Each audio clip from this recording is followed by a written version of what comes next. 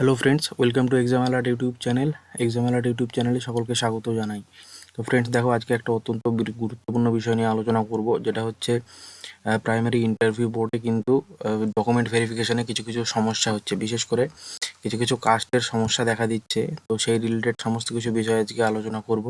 তো ভিডিওটা কিন্তু তোমরা প্রথম থেকে শেষ অবধি দেখবে, তাহলে কিন্তু সমস্ত বিষয় ক্লিয়ার বুঝতে পারবে। ঠিক আছে, তো দেখো প্রথমে বলে রাখি যে ইন্টারভিউ কীরকম হচ্ছে বা কী রকম কোশ্চেন করছে সে সমস্ত তো আপডেট আছেই এই চ্যানেলে, এবং তোমরা টেলিগ্রাম চ্যানেলে জয়েন হয়ে যাও, তাহলে কিন্তু সমস্ত ফ্রি পিডিএফ তোমরা পেয়ে যাবে।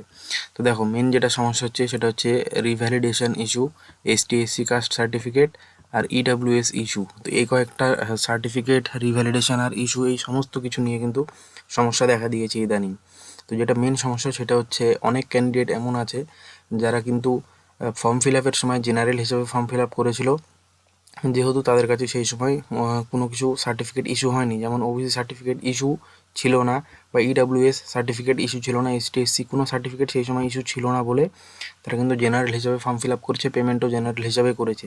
কিন্তু বর্তমানে ফর্ম ফিল আপ করার পরে তাদের কাছে যখন সার্টিফিকেট চলে এসেছে, তারা কিন্তু সেই সার্টিফিকেটটা নিয়ে এখন পর্ষদে যাচ্ছে। পর্ষদে গিয়ে সেই সার্টিফিকেটটার দেখিয়ে তারা বলছে যে আমাদের সেই জিনিসটা এডিট করে দিন এবং আমাদের বর্তমান যে সার্টিফিকেটটা আছে সেটা ওখানে দিয়ে দিন।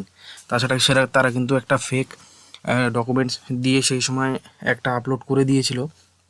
করে দেওয়ার পরবর্তীতে যখন দেখা যাচ্ছে যে সেটা মিলছে না, তারা তখন পুরো পরের একটা ডেটের সার্টিফিকেট নিয়ে গিয়ে শো করিয়ে সেখানে ঝামেলা করছে।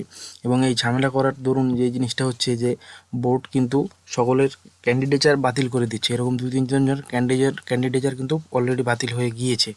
ঠিক আছে, তো এই আপডেটটাই হচ্ছে একটা ভয়ঙ্কর আপডেট, যেটা মানে তোমরা যেটা দিয়ে ফর্ম ফিল আপ করেছিলে, যেই জিনিসটাই দিয়ে ফর্ম ফিল আপ করেছিলে, তখন তোমাদের কাছে যদি ইউআর থাকে তো ইউআর, ওবিসি বা এসটি/এসসি যেটা দিয়ে ফর্ম ফিল আপ করা হয়েছিল সেই সার্টিফিকেটটাই কিন্তু শো করাতে হবে। ঠিক আছে, তার পরবর্তী ইস্যু ডেটের সার্টিফিকেট যদি শো করানো হয়, সেক্ষেত্রে কিন্তু ক্যান্ডিডেচার বাতিল হওয়ার একটা সম্ভাবনা থেকে যাচ্ছে।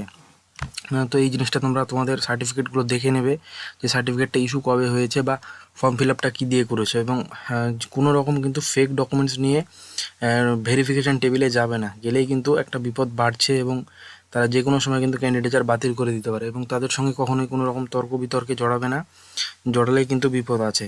বোঝা গেল? তো বর্তমানে এই ছিল আপডেট।